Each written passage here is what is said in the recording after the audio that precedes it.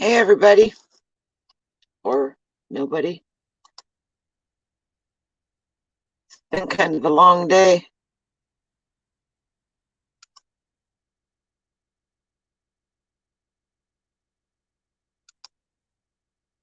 This isn't a normal live for me. This isn't normal for me, period.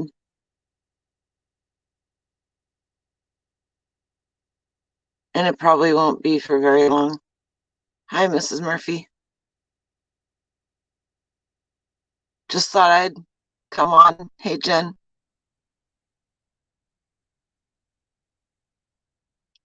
So, about 3 years ago, almost to the minute, I was fixing a lawnmower right over there, and I caught on fire. And I've talked about it a lot to a lot of people, and I don't know why. Maybe it's just finally caught up with me, but I've somebody told me I should stay out of the garage today, and it wasn't one of my kids, and it wasn't any of you guys. It was somebody here on the farm. And I thought that to myself this morning when I got up too.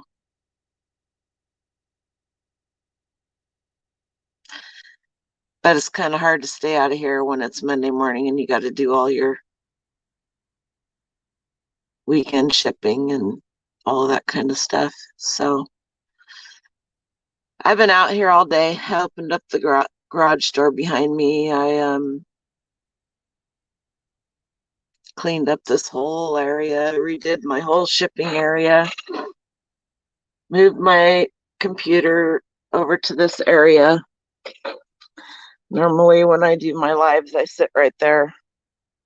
This whole area was boxed up, and so I moved my little computer over here, and I got everything situated and everything, and I couldn't really go in and out that door because of the stupid tree. So I had this door open and it was nice. But every day when I walk in here, I walk past this spot right there. See it?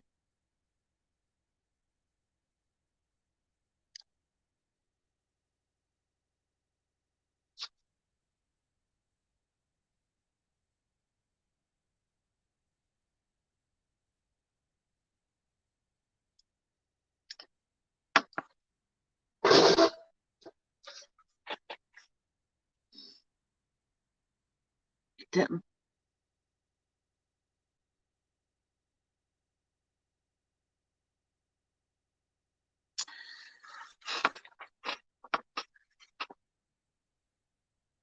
My son has to walk past there all the time too.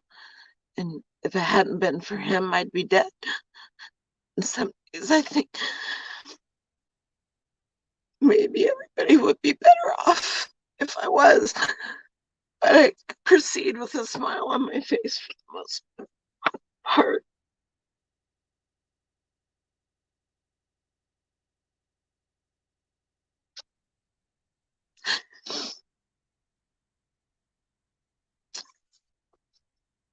Anyway,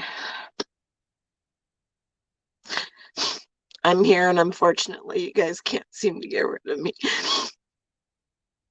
So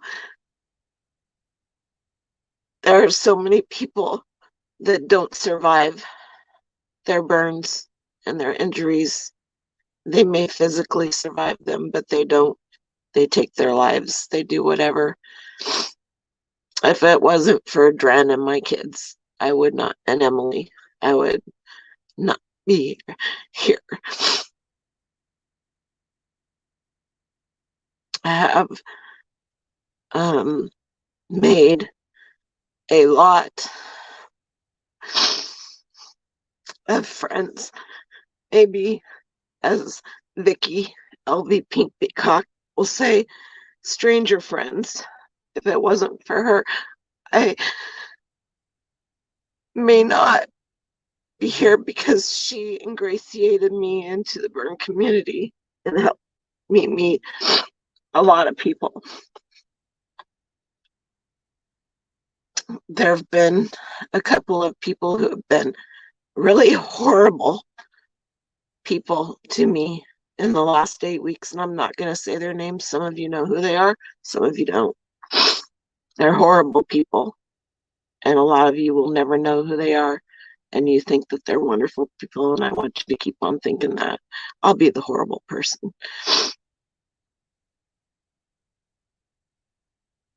Anyway, so happy anniversary to me. I wish I could say that to a lot of other people that haven't survived.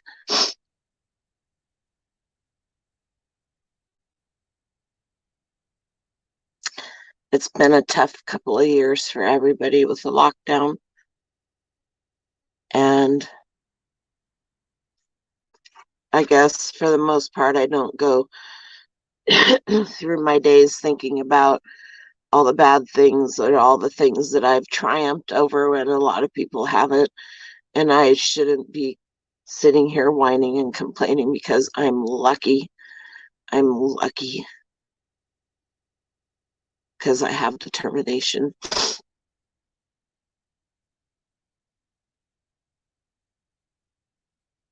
There's always somebody out there that's worse off than you. There's somebody out there right now that's being beaten. There's somebody out there right now that's sleeping in the cold. They don't have anything. They don't have anyone. So be thankful for what you have and what you could not have in 10 seconds. Because that's what it was, 10 seconds. That's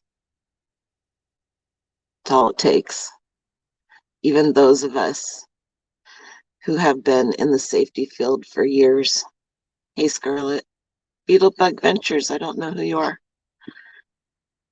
When you're being nasty to somebody, think about, because you're in a bad mood or they said something that set you off, think about maybe what they're dealing with in their lives. Karma will come around and get us all in one way, shape, or form or another. And you don't want to be that person. So treat people how you want to be treated.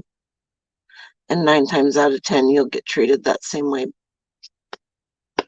back. I like to think we all have struggles and we all put on funny faces or smiling faces or jokes or whatever.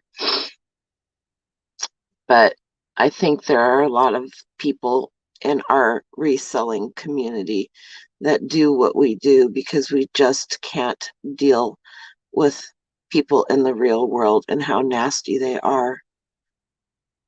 And personally, myself, I can't anymore. I won't. I don't need to. Thanks, Douglas. I don't need to deal with the guys anymore. I worked in the heavy equipment, the big boy field, because I had 2 kids I had to raise and I needed money. And the only place to get that money is to work in the industry where they pay good wages. And it doesn't matter if you're a woman or a man, you're going to get the same wages because it was well, Freightliner was a union. And the steel mill, I was a inspector, and so a welding inspector, and so I made good money. And I did that because I had 2 kids to support. But I suffered horribly from a lot of guys who they didn't care. And guess what? Their wives, their mothers, their sisters, their girls, they never knew what kind of assholes their dads were. And they would never know. They would never guess what their loving father, husband, daddy how they treated women, really treated women, because they were jealous or because they just were mean people. So that stuff comes around and bites you in the butt sooner or later. And it's really odd.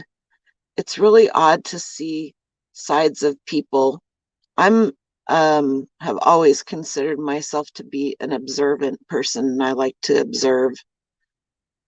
I like to see how people act and react, and whatever, just punch them in the throat. I don't have the energy to do that anymore. Um, some days I don't even have the energy to take a shower. Some days I could go 3 or 4 days. It takes me 40 minutes to get dressed because all of my burns are from just right about where your bra strap hits down to my ankle on my right side, and my whole right leg pretty much. And then I had 3 skin graft surgeries. They were going to take skin grafts from my stomach, and thank God they didn't have to, because I'll tell you what, the burns, they didn't hurt hardly at all. Your nerves are gone. They got burnt off. Mine didn't. Maybe I have a high tolerance to pain.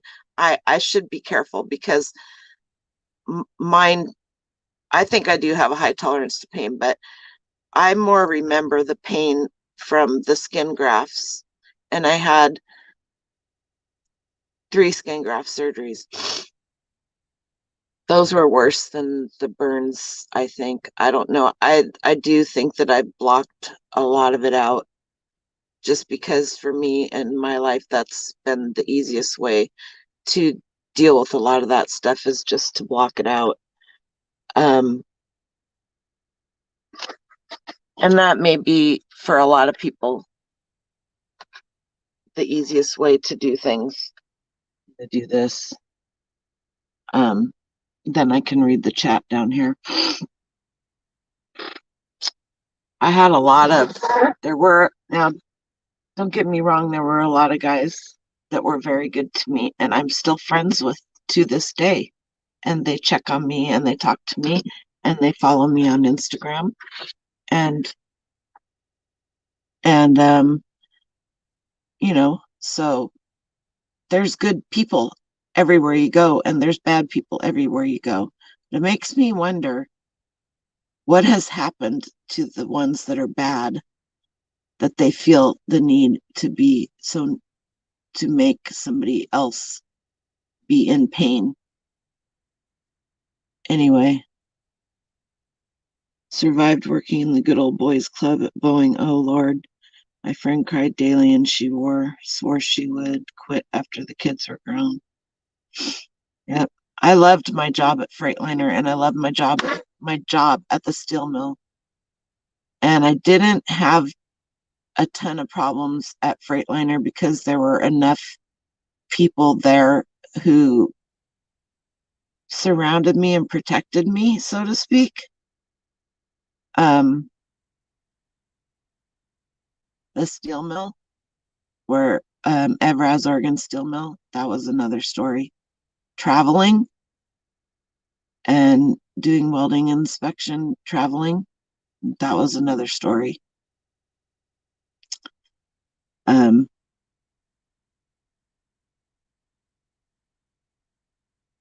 hard to it's hard to say too, because Dren's mom died on the 26th of March. I caught on fire less than a month later. He pretty much lost everything that he had. They didn't know if I was going to live. They thought I was going to lose my foot because the burn on my ankle was so bad. I can't wear underwear. I have to wear long johns. I can't wear a bra. I have to wear a tight restrictive type camisole. It takes forever to get dressed.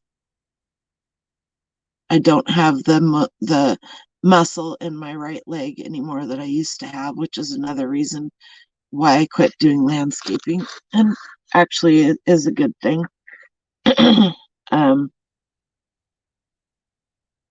so I don't talk about that kind of stuff I pretty much don't talk about it to anybody. I don't like being in my bathroom upstairs because I spent hours up there every morning after I came home from the hospital, bandaging myself. They taught my boys how to do my bandages, but I didn't want them to have that in their head for the rest of their life,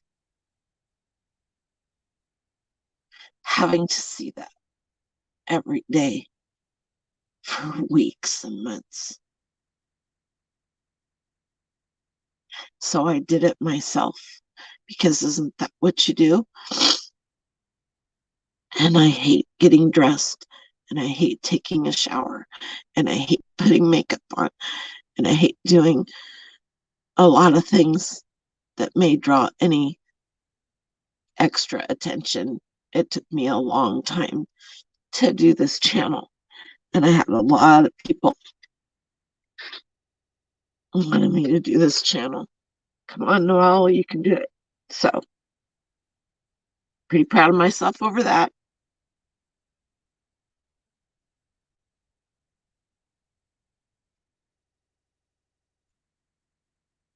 And you guys probably notice I'm not as consistent as I should be. When I'm having a really hard time, it's less consistent, especially you'll probably notice it. Anybody who follows me on Instagram, you'll notice it more on Instagram than anywhere. I'm trying to be consistent with my Tuesday morning coffee talk and a Sunday night estate sale live haul chit chat, whatever you guys want to call it. Just visiting and showing my stuff, just whatever. Letting you guys into my lives and letting me into your lives. We could have Douglas. Let's see. I'll go back tomorrow and watch this and read the chat. So please don't feel like I'm ignoring you if I don't answer you.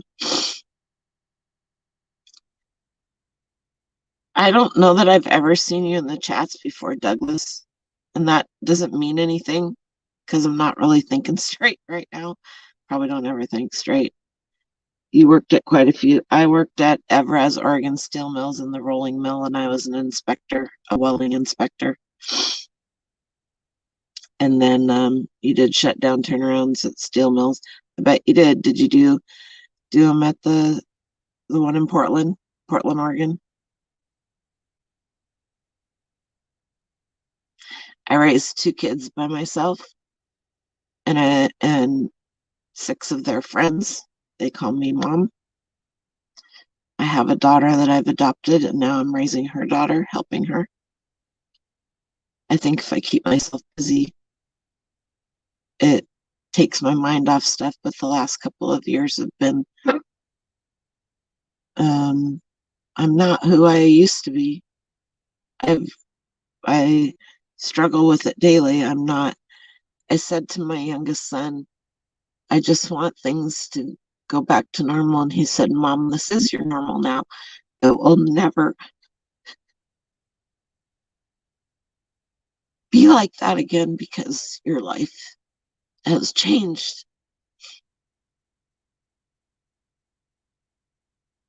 And he's right. So don't let the assholes get you down because there's a lot of them out there. They think they're better than you, and they're not. They just haven't taken a fall yet. And when they do, they'll be there. There'll be people there to pick them up because that's how we do.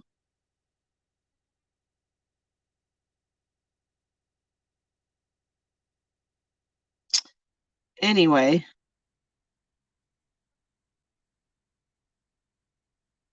Thanks, Beetlebug. That's that. I already put Dren to bed. Emily's at her mom's because today is her mom's birthday. Isn't that funny? Dren's mom died on my mom's birthday. I caught on fire on my adopted daughter's birthday. And my son's gone editing a video right now, so it's quiet here. And I just thought that I would come out here and maybe needed to get this off my chest, and maybe things will be a little bit easier, and I'll quit ignoring the little things that I never used to ignore. We'll see.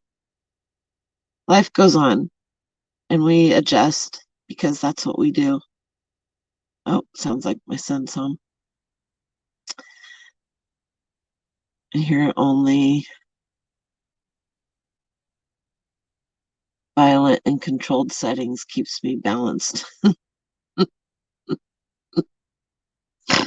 That's hilarious. And we can all be a-holes, can't we?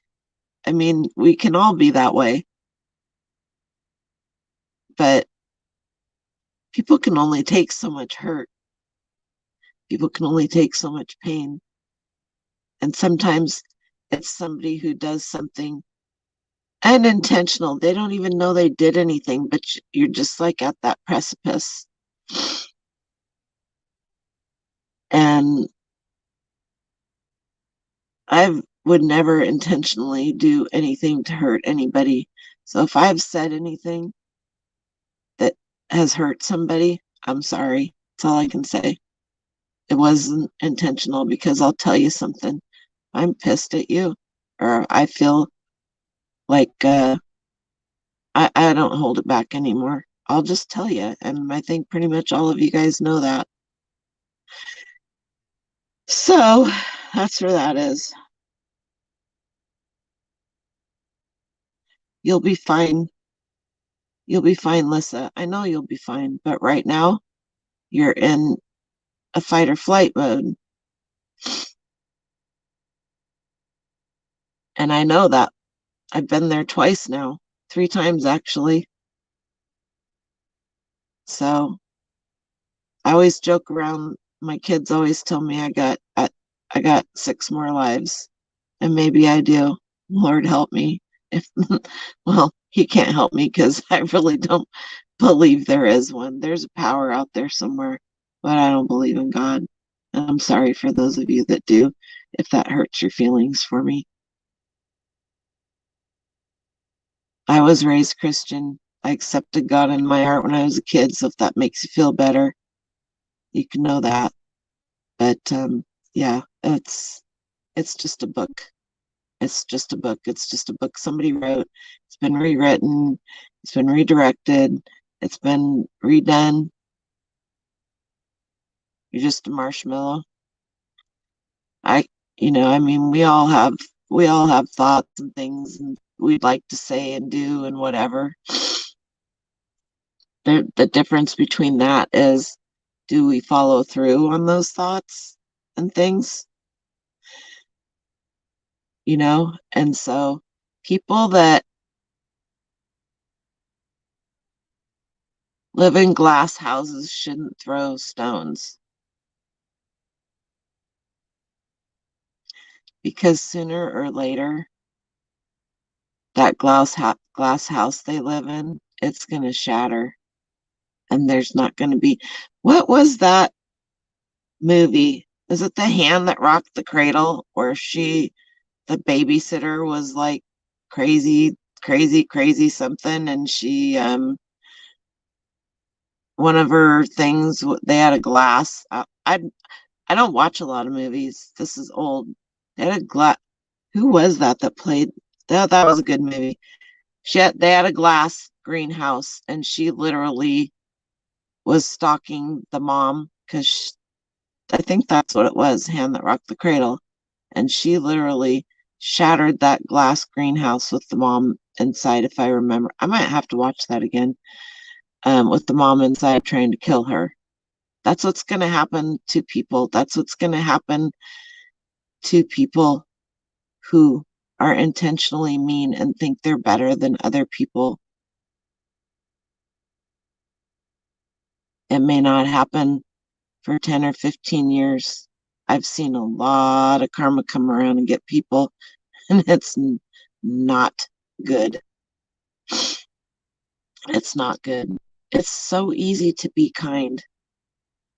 It's so easy to be helpful.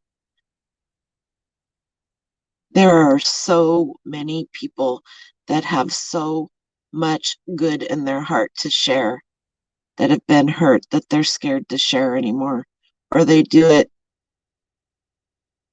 I don't know how to say this. They do it in a snarky fashion. We all have our own personalities, but there isn't anybody in here right now, 16 of you. I don't know who all's talking or whatever. There isn't any. I had to give myself a thumbs up.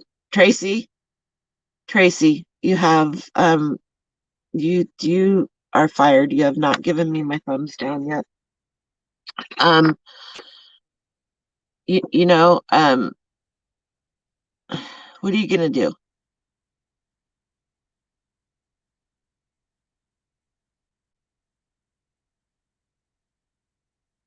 Move along, little doggy, right? That's what they say. Chin up, buttercup. It is so easy to be nice. So tell somebody when they're walking out of the grocery store that their hair looks nice, even though it looks like mine. Compliment somebody. You might not even know them. And look at the change in their body, the way they stand. Thank you, Tracy. Oh, I got 2. That's awesome.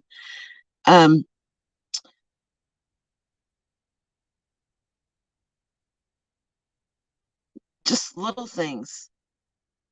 I can't tell you how, when I came back from Billings, Montana, to come home for, could have been 3 days, could have been 3 weeks, could have been 3 months. They weren't sure. They were going to lay somebody off because our contracts hadn't come through, because somebody hadn't crossed all their T's and dotted their I's. This was in the very end of July 2011. And my boss was my best friend. And I lived in their basement, and their kids called me Annie Noel, but they were the same age as my grandkids, and I loved them to death. And she was going to have to lay somebody off for that period of time. And I said, send me home. Let me go home. I hadn't been home in 4 months. And she said, really? And I said, yes, and just send me home. I'll be fine. I can apply for unemployment. She goes, well, whoever gets laid off here can apply for unemployment too. And I said, yeah, but everybody that's here has a family, and they're going to be 3 weeks without pay, and they're going to be at a third of what they're making. I said, send me home. I can handle this, and I need to see my kids. So I got home and I told everybody, let's get our physicals. And that's when I found out I had cancer. They gave me 3 months. I'm still here. So there's some reason there. 13 surgeries later, whatever, all that. Whatever you got to go through to do it. And then I went back to work for her again in a different company. And then at that point in time, everybody was going to move to Montana. And my daughter-in-law was pregnant with Dren. And I ended up coming home for that, and I never went back. So, and that was meant to be. And I loved that work. I really actually enjoyed it. It kept me mentally going because there was a lot of math. You're dealing with people's lives. And we were taking care of all the welds and all of that, and a gas refinery, so that's where that is. Thanks, Sal. Heidi, hi. Heidi understands this too. You all do. You're all great. And some of you in here I just recently met through this challenge that we had with Courtney. Like Jen, I followed you, but I didn't really I feel like I know you a little bit better now. I'm pretty much who you see and who you are. I have met some wonderful people. I don't see Danica and Greg in here, and they're probably just lurking. That's okay. They are such awesome people. Danica is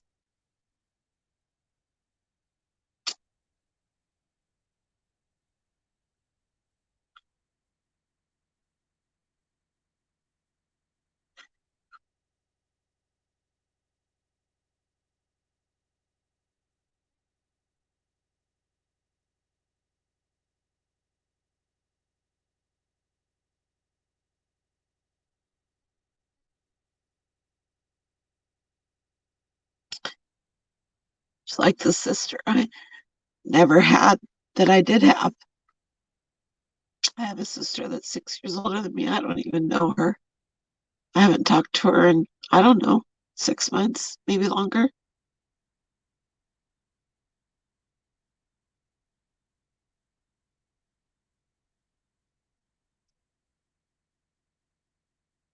It's just as much my fault as hers. I don't call her. I tried for years. For years, I didn't have 2 pennies to rub together. And I would drive an hour and a half, take my kids to see her so that I could have a relationship with my nieces and nephews. And I would spend hours cleaning one room in her house or doing whatever because they had a dairy farm and they didn't have a lot of money either. And my sister's never done anything like that for me. And I always felt like to her, I was never quite good enough. You don't have to feel like you're never quite good enough for anybody. And I love Danica. She's like the sister I wished my sister could be. So we're not related, and some you don't get to choose your relatives. My sister, my blood sister, is not a bad person. She's just not my friend. She's just my relative, and that's okay. And I have the same relationship with my mom, and it has nothing to do with anybody other than we were never close, and that's okay. It's you cannot make somebody love you the way you want them to love you. You have to accept the love that people give you because that's what they're capable of. And when you understand that and accept it, life is less painful.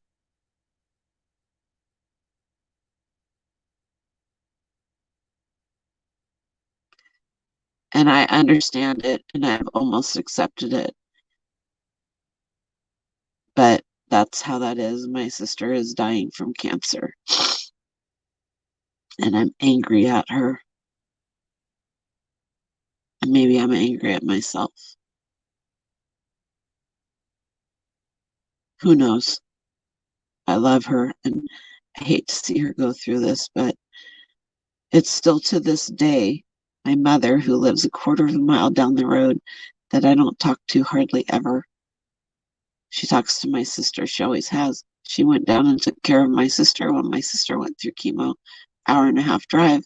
She never once took care of me. She never wiped my mouth when I was thrown up. She never came and rubbed my back. She never made a meal for me. She was my chemo buddy. I didn't want a chemo buddy. I didn't want anybody back there to see what everybody was going through because all of the women that were back there having chemo with me were going to die. They all had ovarian cancer and they all have died. I just wanted to go in there and be left alone while I have my chemo, have somebody drop me off, and have somebody pick me up. But it made my mom feel good to be my chemo buddy. So I let her do it. I would have loved for her to come and lay down on my bed beside me while I was sick after chemo. That's not the relationship I have with her. And that's okay now, I guess. Can't go back and change things or fix things. I guess I could ask. I don't know. What do you do when you're in situations like that? So when I caught on fire, we were talking about this yesterday, my son and I. My oldest son, Justin, Dren's dad, had a desk. I don't know. I don't think you can turn it around.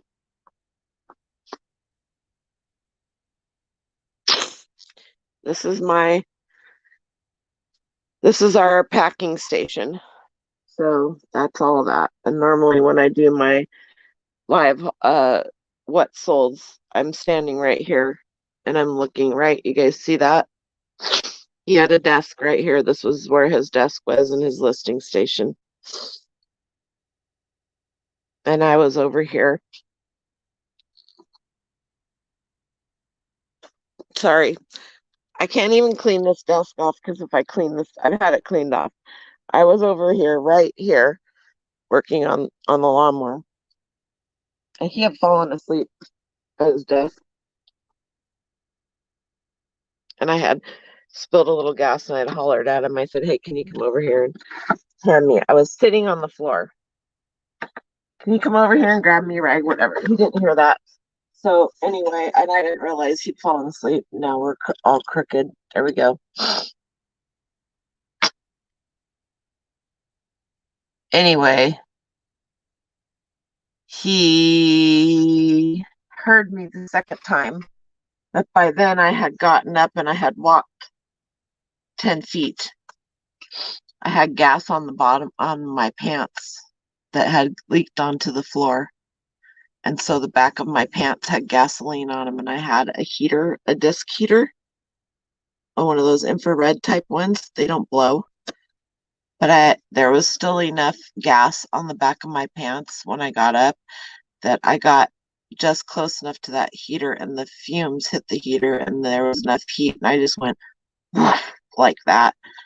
I don't know if he heard that or if he had just realized that I had said something, but he literally came around the corner as I don't know, imploded, whatever. And he he put the fire out eventually, but he he goes, and I'm smoking, like I'm smoking, I'm on fire smoking. He's put the fire out, but I'm smoldering. Okay, that's what it is. And I had that whole shelf that I just showed you at that point in time had all my flammables on it because that was my work area for my landscaping business. So it had all of the paint cans, all of that on it. And I had stuck this whole hand was burnt because while I was on fire before he put me out, I was whipping my pants off and they got stuck around my ankle because they melted to me. And I said to him, I had to run to the house to find a pair of scissors. I said, and as I was running by, the lawnmower caught on fire. I said, fuck, I go get the garage door open and get that out of here before this whole place blows up. And he goes, Mom, go take care of yourself. I got it. Well, right outside the door is sand and gravel, and I had shovels out there. So he got the garage door open. He got the lawnmower out, got it that all put out. And anyway, while he's doing that and I'm running, this happened in seconds, literally seconds, you guys. He says, you're going to have to go to the hospital for this one, Mom. And I said, I'm not going to the fucking hospital. Those are my famous last words. And I went inside, got scissors, cut my pants off, probably ripped a bunch of skin off. I don't know. And I looked down and I was like, I think I'm going to have to probably go to the hospital. I did not allow my kids to tell my mom, my brothers, my sister, anybody that I had been burnt. That happened on a Thursday night, this time of night. I was in the emergency room until like 8 o'clock in the morning. They should have life flighted me over to the burn center, and they didn't. They told me to call the burn center the next day, which was a Friday, which I did after I came home and fell asleep because they had pumped so many drugs into me so I wouldn't feel anything. And by the time I called the burn center, they said there were no more doctors in the clinic, which there weren't. That to come in on Monday, they made me an appointment. All right. So Saturday, I went back into the hospital and the nurse berated me for not having called the burn center. My burns are now rotting. My skin is rotting from the burns. So Monday, when they should have sent me, life flighted me or ambulanced me over at that point in time too. They didn't even have enough Silvadene and Band-Aids of the right kind to take care of me the second go round because they had used them all the previous go round because they don't deal with burns like that. They usually life flight people to the burn center. Guess I should have known that better myself and just gone to the burn center, right? The second time my youngest son took me in. As a matter of fact, he took me into the emergency room, and I sat there for 2.5 hours. He went to the pharmacy and filled my pain prescriptions from the previous emergency room visit. The little gal that had been she did unit secretary and that kind of stuff, but she was assisting the nurses on my first trip in. She come busting through the emergency room doors and came walking straight over to me. And she goes, "How long have you been out here?" And I said, "For about 2 hours." And she goes, "There's somebody coming to get you right now." And she goes, "I can't believe this." She goes, I go, are you working right now?" And she goes, "No, I'm doing unit secretary." She goes, "But I saw your name on the list." And I was like, "Oh, hell no." And she sent somebody right out to get me and got me back there. Or who knows how long I'd been out there. Anyway, yeah, it was pretty exciting. So when I got to the burn center, they sent us to the actual burn center, not to the clinic. And it's the same area where my granddaughter goes for her type 1 diabetes endocrinology. We had to walk almost a mile from the burn center to the doctor's center where my appointment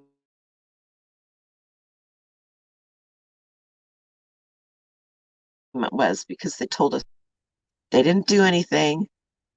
So I hobbled over there, Justin and Dren and I,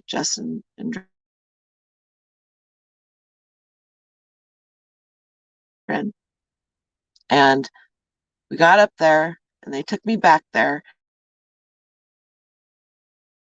There was literally the bed, which was shoved up against the wall, or the bed, whatever you want to call it. And then there was room for the chair where Justin and Dren, the door opened up and he had to squeeze his legs in, and there was enough room for the doctor to come in. And then there was this thing. I've never seen such a tiny exam room. So they had me on my left side, and the doctors came in, 3 of them. They came in, they took the sheet off of me, they looked at me, and they all went back out and they shut the door. And Justin goes, "Oh my God, Mom, something's really bad. You should have seen the looks on their faces when they looked at you." They literally were out in the hall for about 2 minutes and they came back in and they had a wheelchair and a gurney, and they sent me to the burn center ICU. My first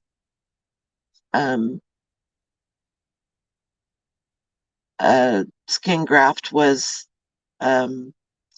cadaver skin. They literally went in and scraped all of my dead rotting skin that had been sitting there dead rotting since the burn. Thursday night, Friday night, Saturday, Sunday night, and Monday. 5 days. So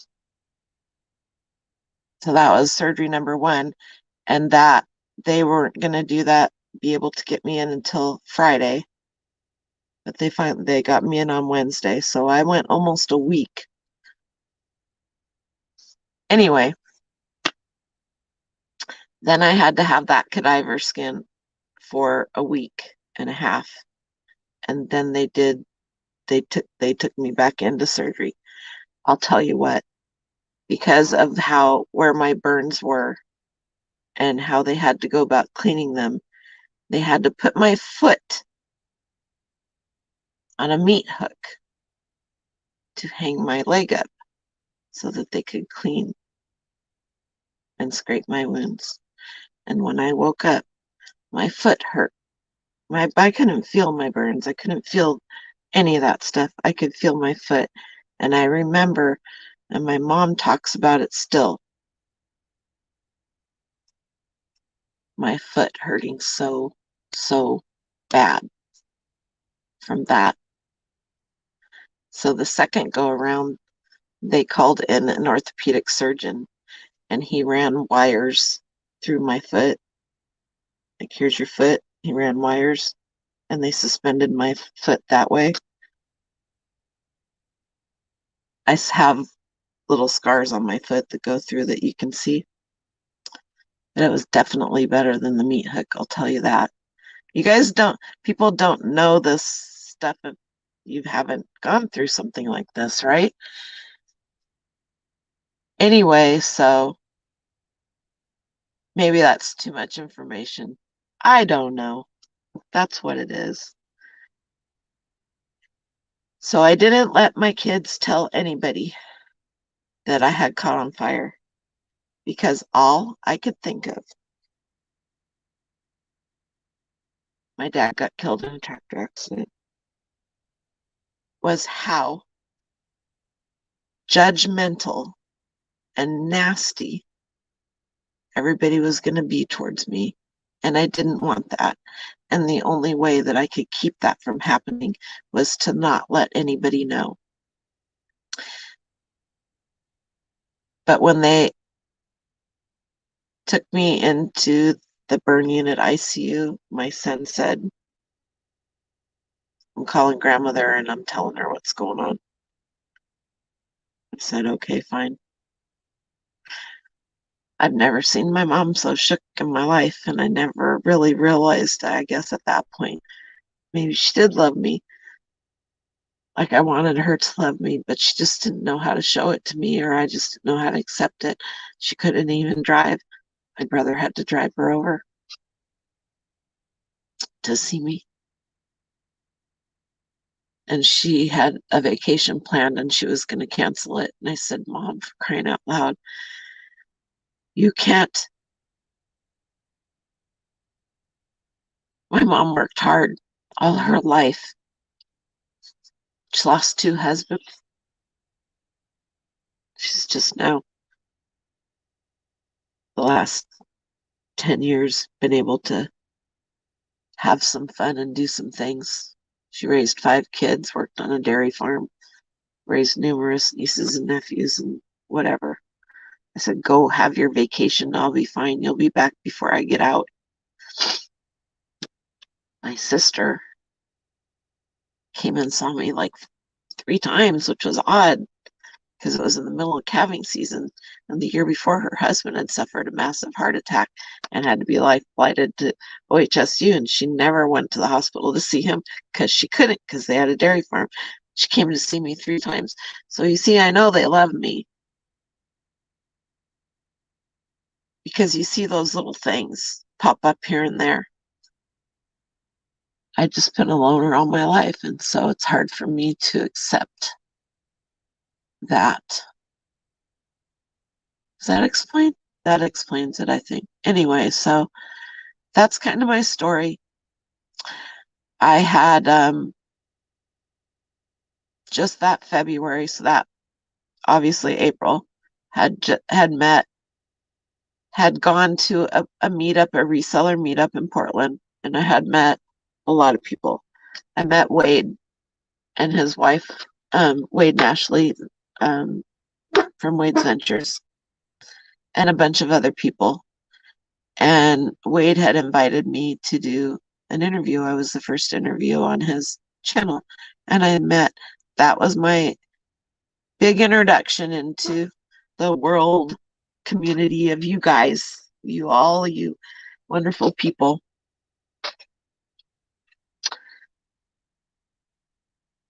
Anyway, through that, Kelly hit Flippin' Mama and I became friends. I don't talk to her much anymore because she does different things than I do, but I pop into some of her lives here and there. She started a GoFundMe. Wade did a thing. All the people called me out. Steve Rakin, Casey, all those guys. Chris, 10K on the Bays, Daily Refinement Now. There was a lot of money raised from this community for me to help me. And that was super awesome. And unless you've ever been in a situation like that, you will never know what it's like to be humble to the point where people are doing something for you when you're the one that is the doer, if that makes any sense.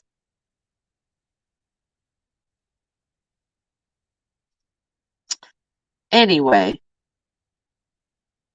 I met Vicky and Katie at eBay Open 2018. Vicky is a survivor of the why can't I think what it's called? It was the fire where the band, the pyrotechnics from the band back east caught the station fire. Vicky is a survivor of that, and she is very big in the burn community. And she talked to me at eBay Open, and I wasn't really ready to deal with anything because my burn happened in April, and eBay Open was the last week of July. So I was still bandaging myself and all that stuff. Anyway, the next year, and then I became pretty good friends. I talked to her frequently. If I message her, I could message her in the middle of the night and she would answer me back. That's the kind of person that she is.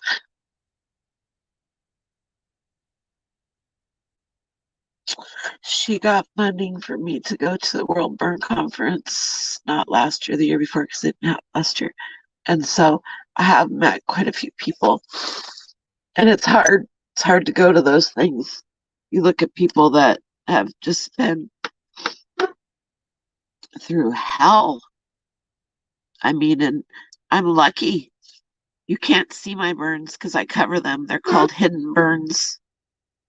Many of you people probably don't even know that I am a burn survivor, you know, and I am very open about it, and I have talked about it many times. I've been interviewed by a lot of people. I had a really good interview with Dom, Primetime Treasures. He's a really cool guy. I have a list of everybody whose channels I've been on and done interviews if anybody wants to see it.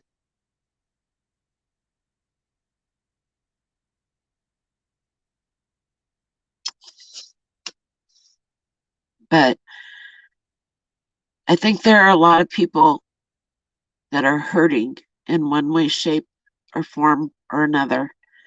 And I think a lot of people in our community that do reselling have some form of hurt, physical, mental, emotional.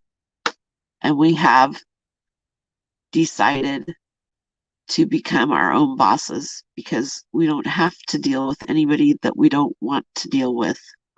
And there are strong connections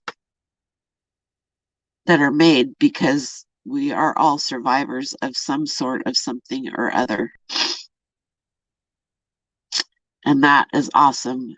And that is what makes this a community, that there are some real assholes who think it's okay to do as they say and not as they do, and to come into people's chats and harass them. That's not okay, but that's life, right?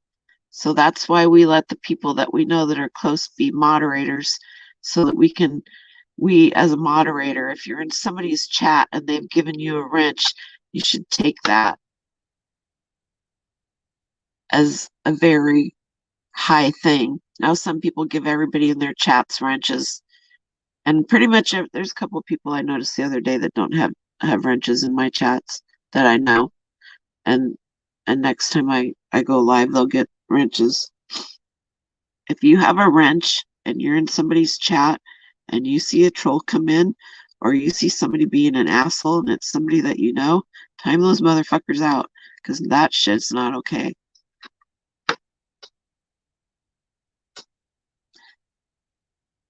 That shit is not okay. Anyway, we are all co-workers, and we have to take care of each other. Are we going to like everything about everyone? No. And if there's people that you don't like or don't agree with, just remove yourself from that circle or from those people. There's not one live chat, hangout, whatever, that you won't go in that somebody isn't critiquing, and I like to use that word, another reseller or another channel or whatever. Because that's what we do as people.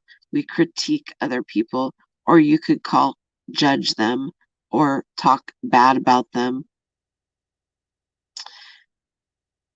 And then, you know, what are you going to do? We're humans. If you don't like somebody and that you get value out of, if you don't like somebody's personality but you get value out of some of their stuff, then just lurk, because you want to hear what they're talking about. If people are mean and nasty, like one of my friends that is in here right now had happened to her today, those people should be called out, in my honest opinion. But nobody wants to do that. That's okay, because karma will get them in the end, won't it, girl? You know who I'm talking to. Talked to you this morning. That problem will be taken care of all by themselves.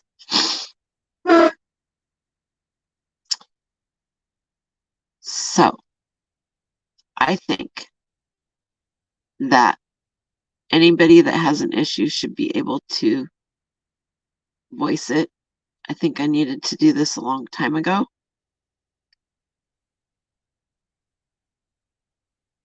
I think people need to quit being mean. Joking around and having fun, that's not what I'm talking about. You know, I think we need to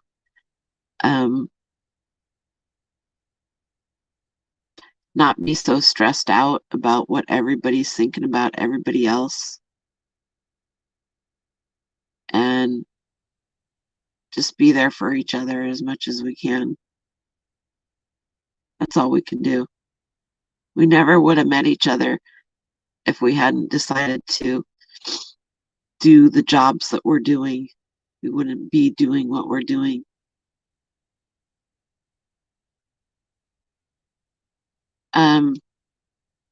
It's not you, Lissa. Or it's not because I haven't talked to you today, Alyssa. Not really. I mean, this morning you woke up and left me a message and went back to sleep. But, you know, karma will get you. Be nice, be kind, and if you have something to say it. Because holding on to things doesn't make you a better person. It makes you angry. It makes you anxious. And all of that builds up. And after a while, you can't be who you need to be for you and for your family. So if people are dragging you down and you're doubting yourself, and I've been doubting myself for about 6 weeks now. Not so much so doubting myself as I am pissed off because I want to call a couple people out, but I can't because my morals are higher than theirs, and I won't do it because they're going to do it to themselves sooner or later.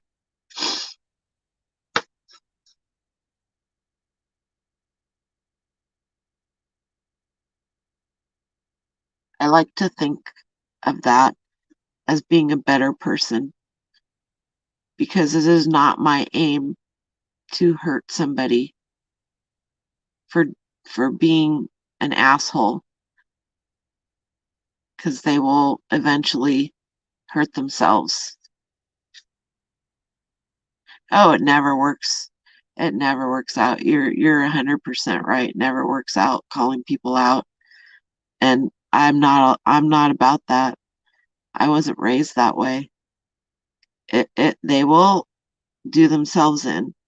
That's in any form of life, whether it's on here, whether it's a friend, whether it's a relative, whether it's, just something. Doesn't matter. They will eventually be their own undoing. Is that the word? Yeah. So I just keep on keeping on, keep on being who you are. You guys are all awesome. And keep being awesome people. And if you're having a bad day, I wasn't really having a bad day so much as I've been just mulling over. As a matter of fact, I didn't even really realize that today was the day it was until I looked at the calendar. And that's the glory, another glorious thing about us working for ourselves, right? I mean, do you have, I don't have to, I had a landscaping business part time for a long time, 15 years in total. And it was like I lived by the fucking Weather Channel. And I hated that. I was talking to my granddaughter about that the other day. I look at the weather like, oh, I look out the window. Oh, it's probably going to rain today. And I don't care anymore. I don't have to. And it didn't even matter then anyway. If it rained, I still went out and worked because the work had to be done. You better be keeping awesome, Jen. Every day can be Friday. Every day can be Friday. And every day should be Friday if that's your day. I never hated Mondays. I guess I never did. I worked so many hours when my kids were growing up. I worked too many hours because I wanted them to have the things that their friends had. It wasn't their fault that they didn't have two parents. It wasn't, in my mind, it wasn't their fault, and they shouldn't have to suffer or be without. So I worked a lot of hours. Yeah, exactly. Exactly, Leroy. Somebody blocked you?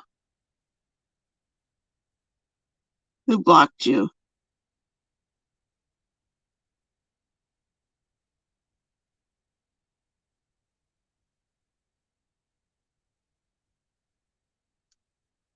I'm not paying attention. It's Richard, right? Star City Picker. Isn't that your first name, Richard?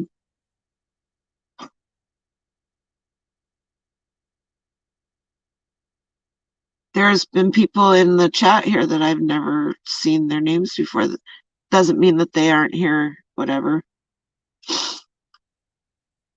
Did they like block you on here? Rick, yeah, sorry. I knew that.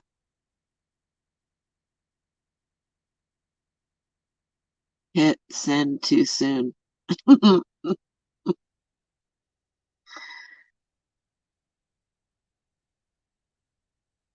you guys are all awesome. And you should keep on being awesome. And I'm going to do my best to keep on being awesome. And I wish that I saw Danica and Greg, because maybe they're just listening.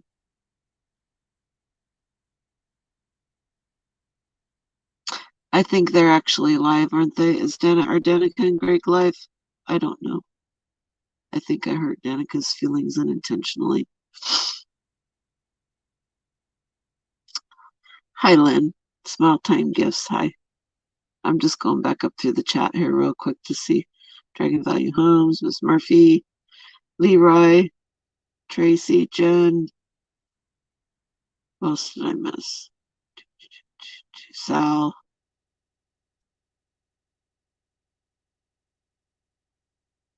Christy. Kathy. Lissa, obviously. Tim.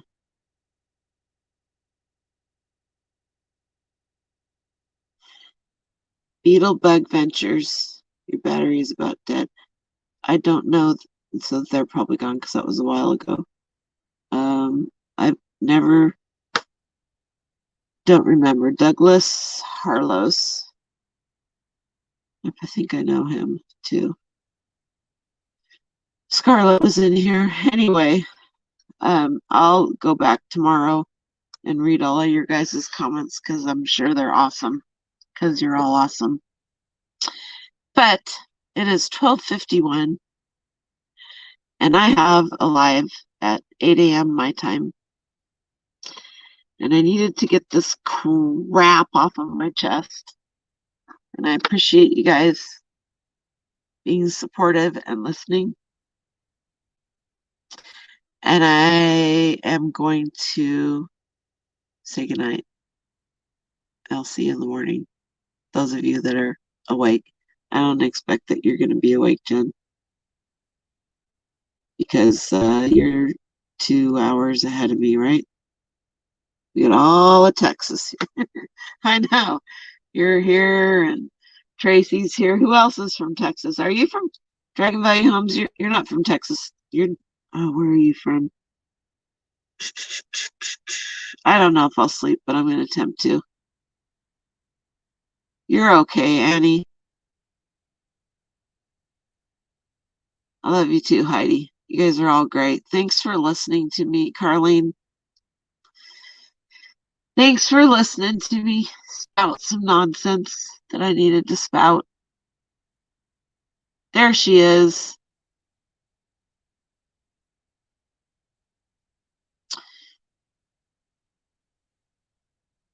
Robert's here. He's just been listening. Thank you, Robert.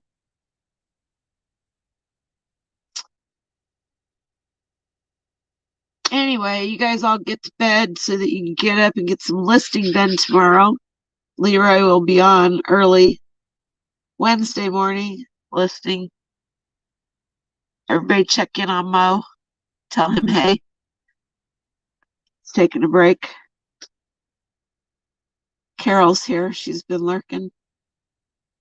Carol's been not feeling too well either. Or hopefully you're feeling better. But I appreciate you guys all. I will see you in the morning. I'm going to go kiss the little guy, make sure he went to sleep. And yeah, I'm actually on my phone right now, Dennis. Taping on my phone, so I'm not ignoring you. but I do love that song. Anyway, I love you guys. I'll see those of you who are awake in the morning. I'll see you in the morning. And other than that, I'll see you around in the chats. Thank you so much for listening to me and being there and being the wonderful people that you are. I'll talk to you later. Bye.